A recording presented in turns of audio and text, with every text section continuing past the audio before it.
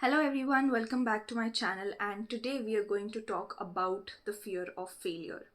And fear of failure is something that may look at the surface that you have this questions like what if I fail, you have this huge self-doubt, but any kind of fear you have related to these particular clusters of things like the fear of rejection, fear of failure, fear of what other people will say about you, fear of being the person that everybody may dislike if you show your real side, and then fearing that judgment and being in your shell, not associating so much with people or associating at a very superficial level, pleasing people of because of all these qualities or avoiding people completely.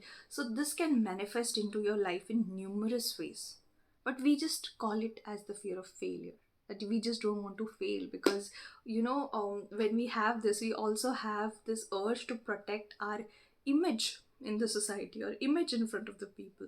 So we always want to behave a certain way. Due to all of this, there is a prison in which you start living your life, and then you feel stuck, frustrated because no being in this world. You see how excited I got and I made this mistake. No human being in this world wants to be in this prison. So, how does fear of failure manifest in your life? You may scared of giving exams. You may scared of simply, if you are a coach, I see a lot of coaches around, right? So if you're a coach, you might be scared of uploading a video or making mistakes in the video, or don't know how people will look at you. All of these kind of questions coming into your mind. So even when you want to do anything new, if you have this huge self-doubt before you start anything, that is giving you an indication that you have this fear of failure. And it on the surface looks like the fear of failure, but deep within it is the fear of judgment. It is, what if I fail? I want to try this thing out, and if I fail, what are other people, the other important people in your life, going to say about you? How they are going to judge you? How will you be looked at in this world? So, oh my god, if I fail in this, I'm going to be looked at like a failure, right? So you judge yourself very hard before somebody else judges you. Okay. So why did we develop this kind of judgment about ourselves, due to which we became very self-critical? So I'll tell you the psychological profile of most of my clients. I'm not generalizing, but most of my clients is are they are high achievers. The people who are doing great in their life, they're in good positions, but when it comes to themselves and exploring their life, they have this huge inner critique inside of them, due to which they are not able to take those actions that they really want to. And when you are an entrepreneur, when you are starting something new, you are a person who starts with the point of stepping into the unknown. An entrepreneur journey is such that you will always have to step into the unknown. And when you have these huge fears holding you back, it can be very very taxing for your emotional, physical, mental health, and also to your business and to the external world. And this is mostly the profile of people that come to, due to which they're not able to listen to their inner voice and do things that really matter to them. They are give a busy giving. See how much I am fumbling today. I just don't know why. They're just busy giving assurance to themselves that nothing happens and just trying to follow the herd. But these are the people with true entrepreneurial spirit, who don't want to follow the herd, who actually want to listen to their inner voice. So I help people do that, and I'm able to do that because I was able to do that for myself, and I did take help of coaches, I did take help of people. So my transformation journey looks like, from being a perfectionist in my head. Okay, I was perfectionist only in my head. External world, I was all messy. Just being a perfectionist in my head, to postponing things that I really want to do, and trying to give all the competitive exams in the world and failing at it because not preparing properly for it, not just because of the fear of failure. I somehow internally didn't want things to work out for me so that I can do the things that I really wanted to do. And this is a huge confession in the video. But yeah, something inside of me was not willing to actually do it, but I was just pushing myself, saying that, oh Rutuja, don't do all this drama, if you learn enough, if you be disciplined enough, you'll be able to achieve it. So I had that kind of inner critic inside of me. Right now I was like, even if I will be able to achieve it, I don't want to do it, because my inclination is towards human behavior. My inclination right now, it's towards understanding people, being kind to them, loving them, holding that space of life coaching for them. So this wouldn't have been possible if I did not look at what is causing my fear of failure and my the fear of judgment, everything that I had. Otherwise I could have never been able to step out in the world, start creating videos, and then I could figure out that I wanted to be a coach. So number of failures is something that I personally been through before discovering the love of my life when it comes to professionalism, when it comes to what career I want to do, or what, I don't call it profession, I call it, I am more little inclined to spirituality and this Sanskrit words. So I call it as what is my dharma and what is my karma. So I wanted to align my dharma and karma, means I wanted to align my nature and the responsibilities that the creator has given me through my nature with my actions. And when I did that, I am so happy, and I'm just in the right place right now in my life. That's what I feel. And so the whole point behind telling all of this is that when you are able to look at this fear and try to understand what this fear is trying to tell you, you'll be able to figure so many things out for yourself. So how to start looking at the fear of failure? So fear of failure is telling you that you have the fear of being judged. Okay, so what will happen if people judge you and say that, oh, this person is doing all cringy stuff when it comes to videos, oh, or this person tried so many different things and succeeded at nothing. So all the judgments are going to make you feel very, very small from the inside, and you are scared that who you really are is something that the people will know and they will not like you, right? So who you really are is the actual question. Self discovery is the actual question. And when you start your journey of self discovery and really listening to, to yourself and to your body, is the only time when your inner critic slowly starts quietening, right? And this work just cannot be done, by reading a lot of self help books, because self help is also going to give you a list of what you should do, what you shouldn't do. A lot of YouTube videos are going to tell you what you should do and what you shouldn't do. And if you see the whole video, I've not yet told you what you should be doing, because people who are high on perfection and who have labeled themselves by all the labels that others have given to them, giving them a list of things that they should do doesn't work. So this is the point of realization in this video, that what works for you is that you discovering yourself.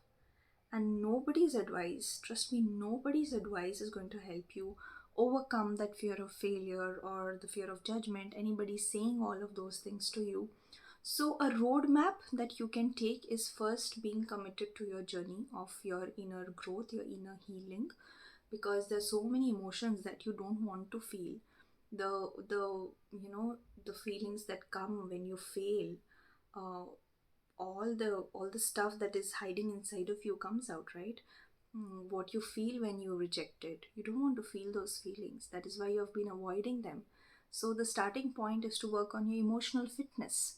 Emotional fitness is digesting all those hard feelings, being with those feelings, having those hard conversations. So your journey starts with your inner healing and fitness. And if you wish to take it up for yourself, you can book a call with me, a life coaching session with me, and we will see how can it be done for you.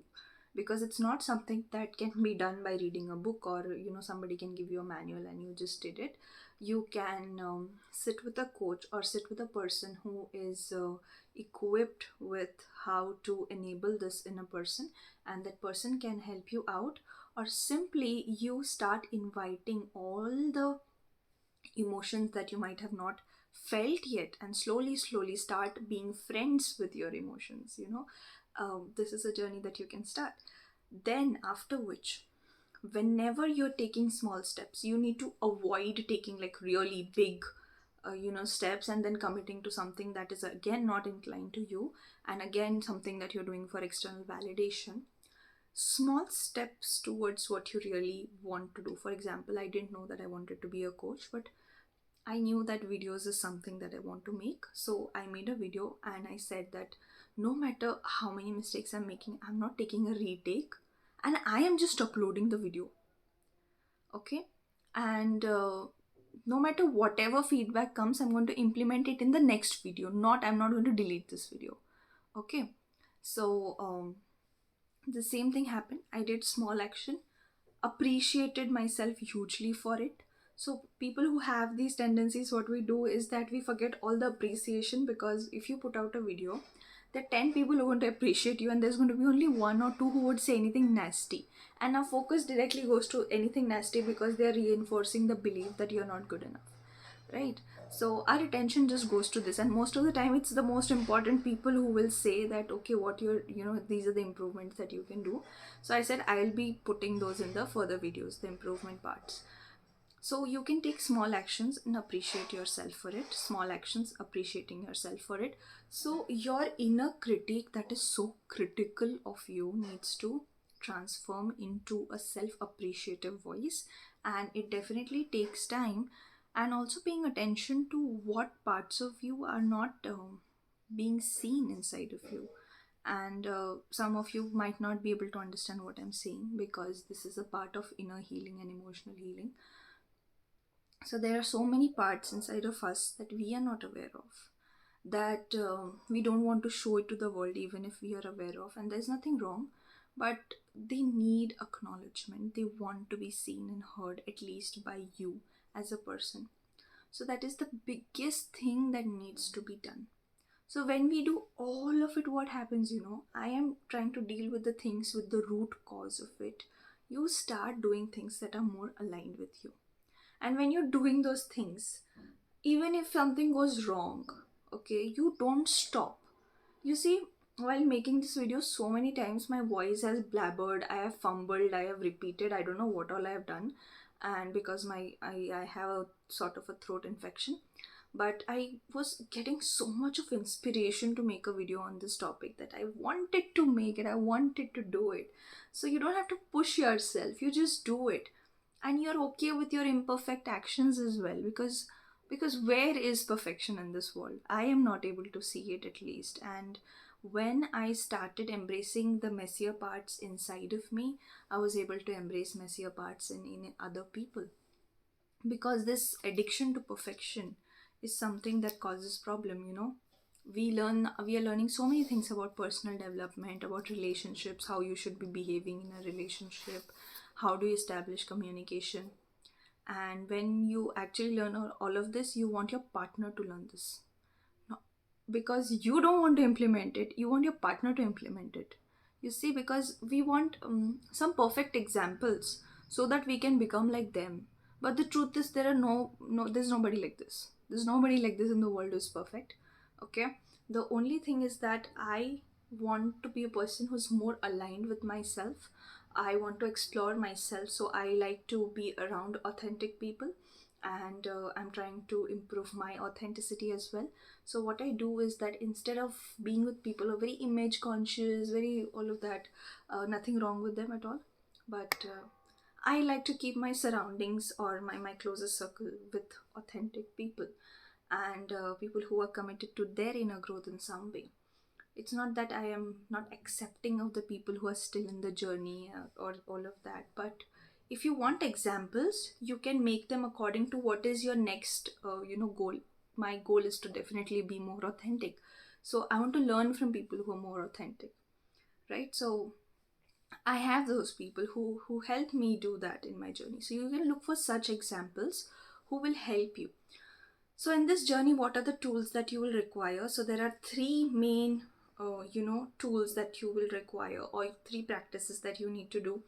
First is definitely nervous system regulation, which is that whenever you will do the hard stuff or whenever you're doing something that's out of your comfort zone, a lot of emotions are going to come out, which can be intense, which can be unfamiliar, which can be something that you don't want to deal with.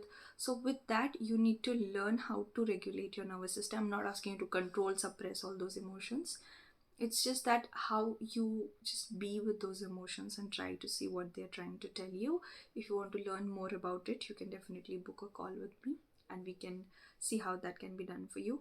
And second is your embodiment. What is embodiment? Embodiment is all the stuff that you hear in the self-help and personal development community.